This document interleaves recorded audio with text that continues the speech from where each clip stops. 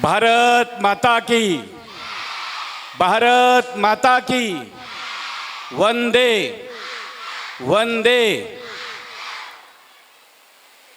मोजे पालम येथे माझ्या वाढदिवसाच्या निमित्ताने 5000 विद्यार्थ्यांना शालेय साहित्याचं वाटप करायच्या कार्यक्रमास उपस्थित असलेले आपल्या तिन्ही तालुक्याचे उपजिल्हाधिकारी जीवराजजी डापकर, कलाचंदजी वाघमारे, तहसीलदार गंगाखेड, पालम उत्कृष्ट गुट्टे मुख्याधिकारी पालम पूर्णा, आपले पोलीस निरीक्षक खटाणे पालम, उदयसिंग सिसोदे गटविकास अधिकारी पालम, आमचे जिल्ह्याचे अध्यक्ष संदीप जाळनुरे, चंद्रशेखरजी लांडगे, माधवरावजी गायकवाड, बाळासाहेबजी डोले, वसंतराव शिरस्कर, तुषार गोडेगावकर, आजिम पठाण, आसम पठाण, उबेद पठाण, संदीप माटेगावकर, सलमानजी पठाण, गजाननजी शिरस्कर आणि या कार्यक्रमाचं ज्यांनी आयोजित केलं, एक आगळा वेगळा कार्यक्रम वाढदिवसानिमित्ताने ठेवला, ते माझे असे स्नेही तालुक्याचे युवकाचे तालुका अध्यक्ष आणि माजी नगरसेवक विजयकुमारजी घोरपडे। हा कार्यक्रम जो आहे, हा कार्यक्रम माझ्या जीवनातला एक असामान्य कार्यक्रम आहे हा माझा। यापुढे मला जर कोणी विचारलं की तुमच्या जीवनामध्ये कुठला एक असा क्षण सांगा की तुम्हाला तो कार्यक्रम आवडला, तर निश्चित या पालमचा कार्यक्रम जो विजय घोरपडेंनी जो आयोजित केला आहे, या कार्यक्रमाचं मी नाव माझ्या जीवनामध्ये हा एकमेव कार्यक्रम आवडला म्हणून सांगेन मी। खरं पाहिलं म्हणजे संदीप पाटेकर बोलले,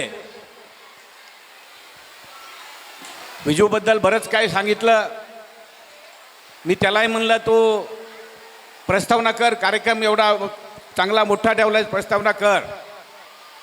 नाही म्हणे साहेब, मी संदीप पाटेकरला बोलायला सांगतो, म्हणजे मान सन्मानाची बी काही गरज नाही। आणि मी सांगतो हा कार्यक्रम जो आयोजित केला तो खरंच हा कार्यक्रम फार मोठ्या प्रमाणात आयोजित केला आहे। आणि तुम्ही जेवढे विद्यार्थी बसलेत इथे, तेवढेच विद्यार्थी बाजूला आहेत, त्यांना एक स्क्रीन लावण्यामध्ये आलेला आहे। इतका चांगला आगळा वेगळा हा कार्यक्रम ठेवला, त्याबद्दल विजू आपलं तुझ्या सर्व मित्रगणाचं, तुझं सर्वांचं मी मनापासून आभार व्यक्त करतो। आणि मी तुम्हाला एक विद्यार्थ्यांना एक मी गुरुकिल्ली सांगणार आहे, ती शांत मनानं ऐकून घ्या। शांत मनानं यासाठी ऐकून घ्या कारण मी जे बोलतोय त्याच्याकडे एकदम शांत चित्तानं हात म्हणजे तुम्ही लक्ष द्या। मी जे इथं आज उभा आहे, मला डॉक्टर रत्नाकर गुट्टे म्हणतात, पण मी डॉक्टर नाही। मला एक डिग्री मिळालेली आहे आणि ती डिग्री मला बाहेरच्या देशानं, मला वाटतं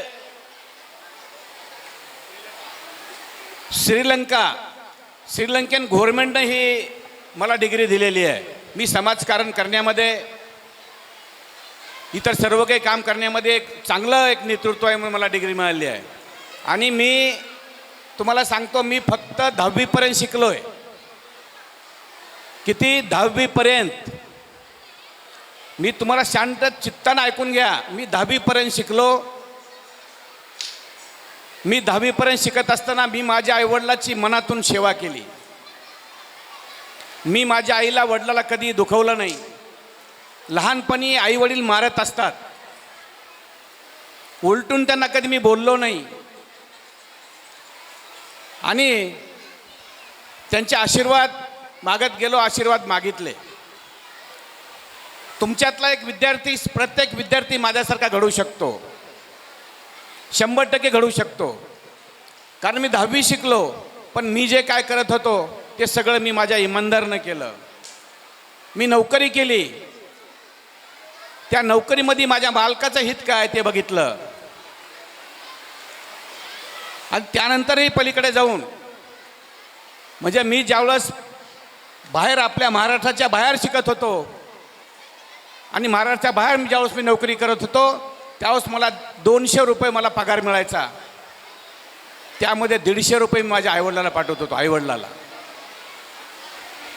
तुम्हाला मागे एक दुष्काळ पडला होता. दुष्काळ 74 म्हणजे 74-75ला एक दुष्काळ पडला होता. त्या दुष्काळामध्ये त्यावेळेच्या दुष्काळामध्ये 150 रुपये महिना मी माझ्या घरी पाठवत होतो. मी आईवडिलाला पाठवत होतो.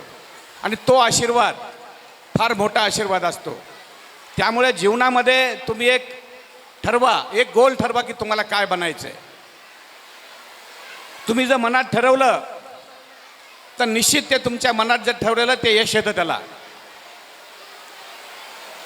एक तुम्हाला छोटंसं पुस्तक आहे वाचता आलं कधी तर जरूर मला वाटतंय 8वी 9वी 10वीच्या विद्यार्थ्यांनी वाचा, 11वी 12वीच्या विद्यार्थ्यांनी वाचा. अंतर्मनाची ताकद एक पुस्तक आहे. त्या पुस्तकातला थोडासा सारांश सांगतो मी तुम्हाला. तुम्ही तुमच्या मनाला जे विचार करता सतत जो विचार करतात तो विचार जर करत असतात ते अंतर्मनाला इन्स्ट्रक्शन देतं आणि तसं त्याप्रमाणे होतं. एक उदाहरणार्थ मी सांगतो तुम्हाला. आपण जर मला म्हणलं की मला सर्दी झाली सतत आपण मनात जर वाटलं सर्दी झाली तर निश्चित सर्दी होते आपणाला. पण आपल्या मनात घेतलं की सर्दी झालेली आहे पण मला सर्दी झाली नाही असं सतत जर मनात गेलं आपण तर ती सर्दी झालेली कळत नाही केव्हा आपण नीट झालो हेही कळत नाही.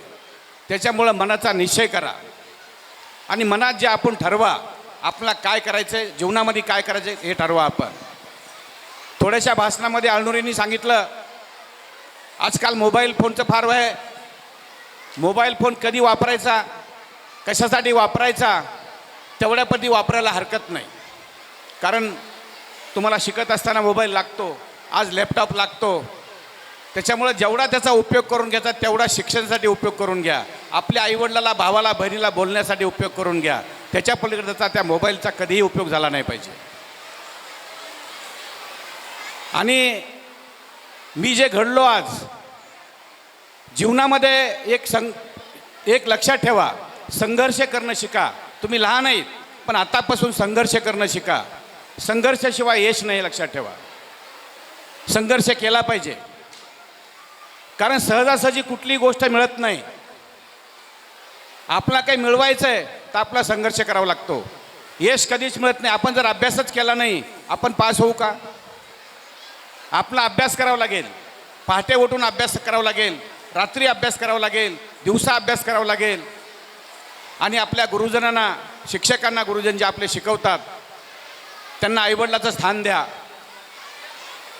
आणि त्यांच्याशी वर्तणूक असेल आपली चांगली असेल त्यांना चांगलं असं आपल्याला एक चांगला आपण आहोत असं त्या शिक्षकाला पण वाटलं पाहिजे.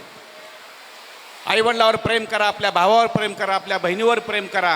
हे सर्व असं मी तुम्हाला सूचना देतो. आणि खरं पाहिलं म्हणजे आज तुम्हाला खूप वेळ झालेला आहे. मी एक तास 1.5 तास मी थोडंसं लेट आलो आम्ही कारण रस्ता बरोबर नव्हता, काही थोडे प्रॉब्लेम झाले. त्यामुळे निश्चित मी आपल्या सर्वांची तुम्ही लहान जरी असला तरी मी तुमची